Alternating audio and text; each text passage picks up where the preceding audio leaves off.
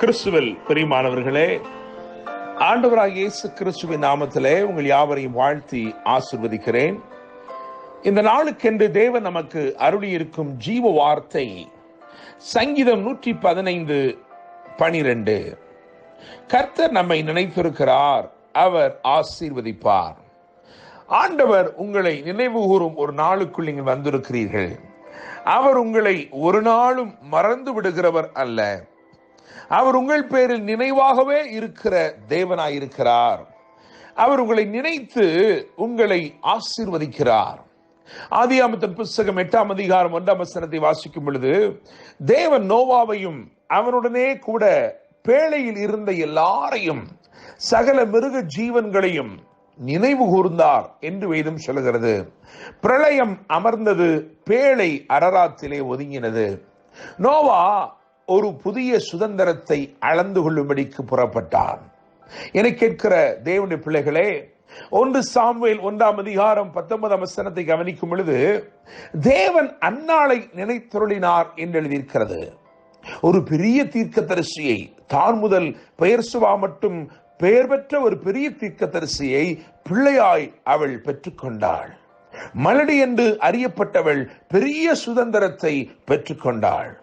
என கேட்கிற தேவனுடைய பிள்ளைகளே, உங்களுடைய சூழ்நிலை எதுவாயிருந்தாலும் இன்றைக்கு உங்களை நினைத்திருக்கிற தேவன் நிச்சயமாக உங்களை ஆசீர்வதிப்பார்.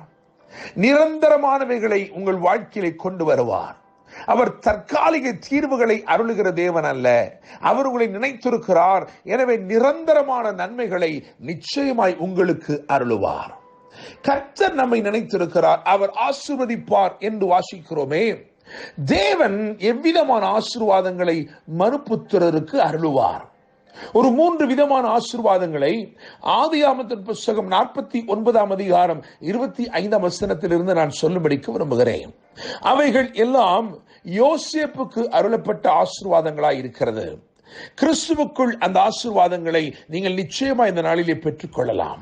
அவர் உங்களை நினைத்திருக்கிறார். அவர் நிச்சயமாய் இன்று உங்களை ஆசீர்வதிப்பார். ஆதியாகமம் 49:25 முதலாவது சொல்லப்பட்ட ஆசீர்வாதம் வானத்திலிருந்து உண்டாகும் ஆசீர்வாதம். என கேட்கும் தேவனுடைய பிள்ளைகளே, இப்படிப்பட்ட ஆசீர்வாதம் இருக்கிறது. அது வானத்திலிருந்து உண்டாகும் ஆசீர்வாதம். வேதம் சொல்லுகிறது, நீங்கள் யாக்கோபு நிருபத்தை வாசித்து பார்க்கும் பொழுது, நன்மையான எந்த ஈவும் பூரணமான எந்த வரமும் பரத்திலிருந்து உண்டாகி ஜோதிகளின் பிதாவினிடத்திலிருந்து இறங்கி வருகிறது. தேவன் தம்முடைய ஆசீர்வாதங்களை, ஒரு சில ஆசீர்வாதங்களை வானத்திலிருந்தே உங்களுக்கு சிருஷ்டித்து அனுப்பும்படிக்கு விரும்புகிறார். அவைகளை நீங்கள் காத்திருந்து பெற வேண்டும். அப்படி என்றால் இந்த முதல் தரத்து ஆசீர்வாதங்களை நீங்கள் பெற்றுக்கொள்ள வேண்டும் என்றால் நீங்கள் காத்திருந்து பெற்றுக்கொள்ள வேண்டும்.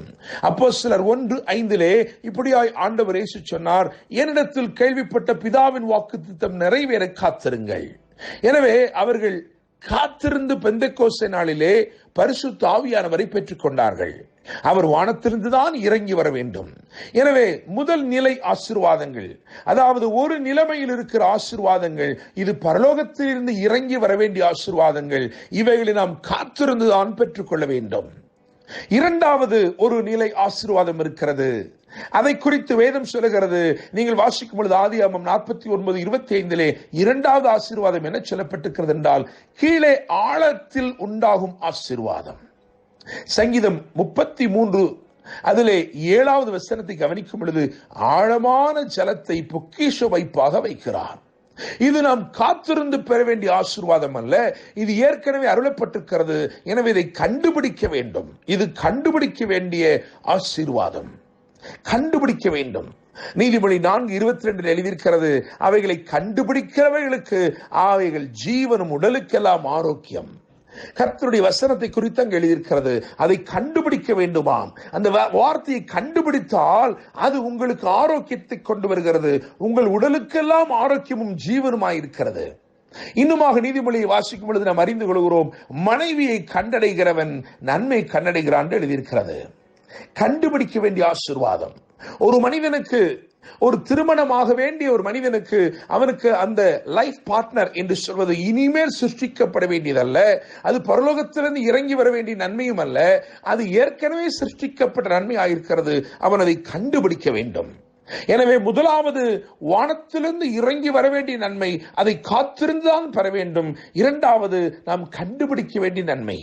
கணுக்கால் அளவிலே கண்டுபிடிக்க முடியாது, முழங்கால் அளவிலும் கண்டுபிடிக்க முடியாது, இடுப்பளவிலும் கூட கண்டுபிடிக்க முடியாது.